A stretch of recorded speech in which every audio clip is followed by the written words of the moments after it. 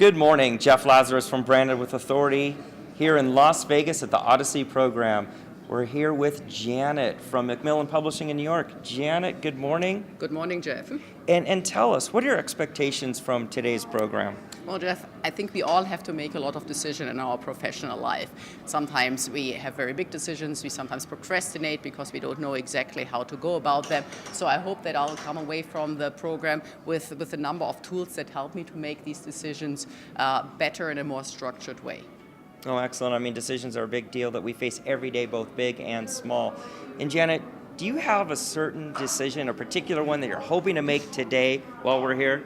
Well, actually, I brought two decisions. One is a decision I made in last December when we had to stop a project that was ongoing, and I would like to verify this decision with what I learned today. And then the second one is a much smaller decision, which would be, would I want to add another person to my department?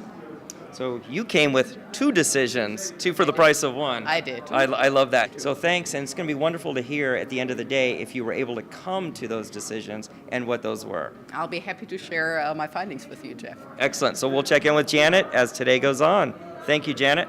Thank you, Jeff. Earlier today, we were talking to our friend Janet from the United States. Janet, tell us, what was the decision that you made today, and how do you feel about that decision? One thing to say, when we initially spoke, I said, I might have two problems I want to evaluate. First of all, I didn't have the time to evaluate both problems because, this is a really thorough process, and I think it's really worthwhile to spend time on one question by itself. So first of all, that.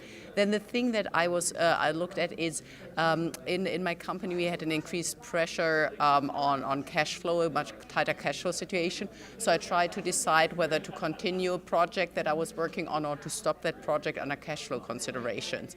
And so I walked through all the different steps and overall found a solution to basically stop the project, but at the same time to continue making improvements at the current solution. We were looking at a new system implementation, so I decided to stop the project but make more changes with the current solution, which required much lower financial investment and would still produce some of the benefits and use some of the things that we had learned in the current project.